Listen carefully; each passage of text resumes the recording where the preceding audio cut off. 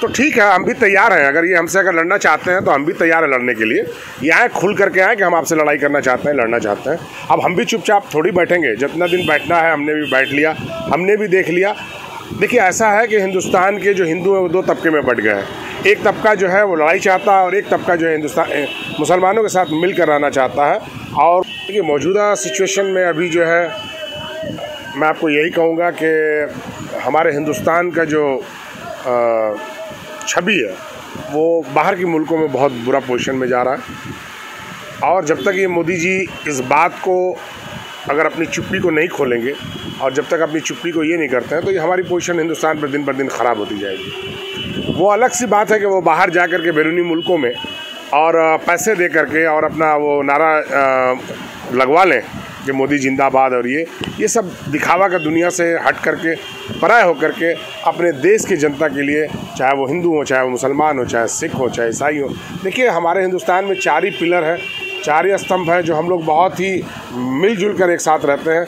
लेकिन पता नहीं इस बार जो है मोदी सरकार को क्या हुआ है, मोदी सरकार क्या करना चाहती है, हिंदुस्तान में कैसा माहौल पैदा करना चाहती है ताकि देश जो है ख़राब स्थिति में जा रहा है। मैं सीधे सीधे आपसे ये कहना चाहता हूँ जनता टीवी के माध्यम से। वो चाहता है कि मुसलमान जो है हमारे साथ रहें। देखिए हम भी हिंदू के साथ जाते हैं, उनके त्योहारों में जाते हैं। कोई ऐसा त्यौहार नहीं है जो हम उनके साथ नहीं मनाते हैं, वो भी हमारे साथ आते हैं, उनके त्यौहार में भी हम बड़ा खुशी से मनाते हैं। लेकिन कुछ हिंदू में कुछ एक तबका है जो बढ़ चुका है, वो ये चाहता है कि हिंदुस्तान में खून खराबा हो, पथराव हो और हिंदू मुसलमानों में नाइतफाकी पैदा हो और देश का फिर एक बार जो है विभाजन की तरफ ये ले जाने का प्रयास कर रहे हैं। ऐसा मुसलमान हिंदुस्तान को बटने नहीं देंगे। अगर ये सोच रहे हैं कि हिंदुस्तान का विभाजन करवा देंगे तो ये हिंदुओं का सोच बिल्कुल गलत है।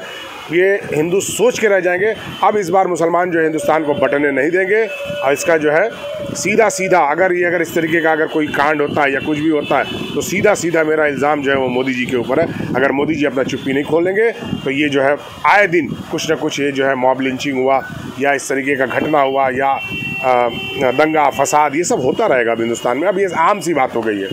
ये जो चुप्पी की बात बोल रहे हैं तो अगर आप देखें पुरानी हिस्ट्री तो गुजरात में भी वो खामोश थे। चाइना ने कब्ज़ा कर लिया अरुणाचल प्रदेश के बहुत से इलाके पे, उस पर खामोश है।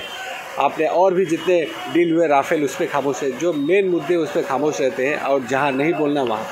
देखिए सबसे बड़ी बात यह है कि कुछ मीडिया जो उन्होंने अब परचेज़ कर लिया है, जो ख़रीद लिया है, मीडिया उन्हीं की परिभाषा को समझती है, उन्हीं की बात को समझती है, ज़्यादा तो और कुछ समझती नहीं है और उन्हीं के कही हुई बातों को कही जाती है, उन्हीं की दिखाई हुई बातों को दिखाई जाती है कि सिर्फ मेरी तारीफ़ करनी है और आगे कुछ नहीं करना है। लेकिन आप लोग जो सोशल मीडिया है, जो आप लोग हैं प्राइवेट चैनल, ये तो खुला तरीके से भारतीय जनता पार्टी को बेनिकाब कर रही हैं कि भारतीय जनता पार्टी इस समय पूरे हिंदुस्तान में जो माहौल पैदा कर रही है वो बहुत ही ख़राब पैदा कर रही है। हिंदू मुसलमानों के बीच जो नफ़रत का जो बीज बोया जा रहा है, हमारे ख्याल से ये हिंदुस्तान को एक दिन बहुत नुकसान पहुंचाएगा और हमारा देश जो है बटने के कगार में चला जाएगा। और हम यही नहीं चाहते कि हमारा हिंदुस्तान बटे।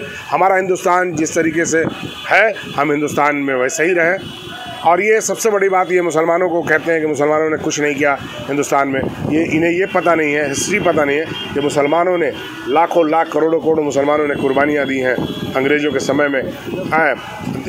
दिल्ली से लेकर के आप यूपी से लेकर के आप पूरे बंगाल तक, पश्चिम बंगाल तक चले जाइए, कोई ऐसा पेड़ बाकी नहीं था जहाँ मुसलमानों और जो है इनका जो है उनका सर जो है वो जो है फांसी के तख्ते पे नहीं चढ़ाया गया था।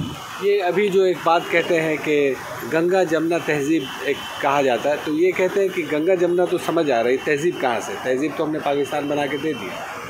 तो पाकिस्तान बना के दे दिया तो बहुत अच्छी बात है। अगर ये पाकिस्तान की फिर बात करते हैं तो फिर हिंदुस्तान की बात हम करेंगे। समझने वाले समझ रहे, फिर हम हिंदुस्तान की बात करेंगे। फिर वे हिंदुस्तान को बांटना चाहते हैं, हम बांटने नहीं देंगे। ये हिंदुस्तान को बांटना चाहते हैं, हम बांटने नहीं देंगे। ये लड़ाई अगर वो लड़ना चाहते हैं तो खूब शौक से लड़े, हम लड़ने के लिए भी तैयार हैं। तो आप अगर शुरू से देखें जितने मुद्दे हैं तो ये सब मुसलमानों को लेके है। ये आपको लगता नहीं है कि हिंदुओं को पोलराइज़ करने या हिंदुओं का वोट हासिल करने के लिए ये ऐसा कर रहे हैं? नहीं, मैं आपके जनता टीवी के माध्यम से एक बात बताना चाहता हूँ। देखिए मुसलमान कभी भी जो है अपने देश के प्रति कभी नुकसान नहीं चाहेगा। और जो हिंदू हैं जो हिंदू हैं वो भी अपने देश के प्रति कभी नुकसान नहीं करना चाहेंगे।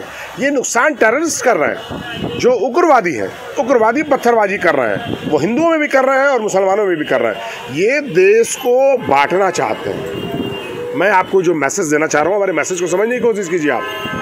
ये देश को बांटना चाहते हैं कि देश कैसे बटे, लेकिन अब मुसलमान भी ठान लिए कि अब हिंदुस्तान नहीं बटेगा, हमारा जो हिंदुस्तान है वो हिंदुस्तान रहेगा, हम यहीं मरेंगे, यहीं मिटेंगे और यहीं ख़त्म हो जाएंगे, इसी खाक में ख़त्म हो जाएंगे।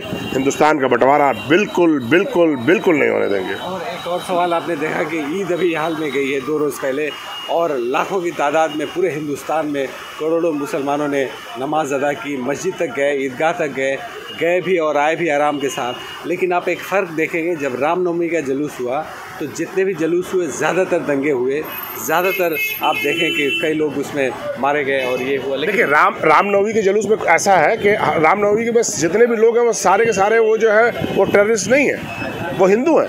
हिंदुओं के बीच 200 जो है टेररिस्ट जो है वो घुस जाते हैं और वो टेररिस्ट घुस करके जो है वो जो है एक तरह का दंगा फसाद करने का प्रयास करते हैं। ये टेररिस्ट से मुराद आपका क्या है? टेररिस्ट का मुराद ये है कि हिंदुओं के अंदर जो है मैं सीधा कहता हूँ कि जो मोदी जी के जो बनाए हुए जो ग्रुप्स के जो ये है वही टेररिस्ट, उन्हीं को टेररिस्ट हम कह रहे हैं। और ये हिंदू खतरे में है, ये बात कही जा रही है। अरे भाई, जब आज के डेट में सुनिए, प्रधानमंत्री हमारा हिंदू, राष्ट्रपति हमारा हिंदू, कमिश्नर हमारा हिंदू, जज हमारा पूरा हिंदू, तो फिर कहाँ से खतरे में?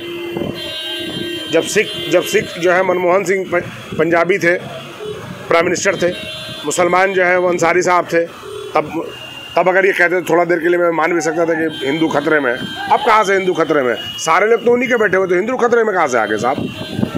और एक कहा जा रहा है कि हिंदुस्तान को जो है जेनोसाइड होता है, नस्ल खुशी, जैसे हिटलर ने जर्मनी में किया था, कहा जा रहा है कि हिंदुस्तान को उसी लेवल पे ला के खड़ा किया गया। तो आपको लगता है क्या है यहाँ मुसलमानों की नस्ल खुशी होने वाली है? अगर करना चाहते हो तो कर ले नस्ल खुशी, उसके लिए भी हम तैयार हैं।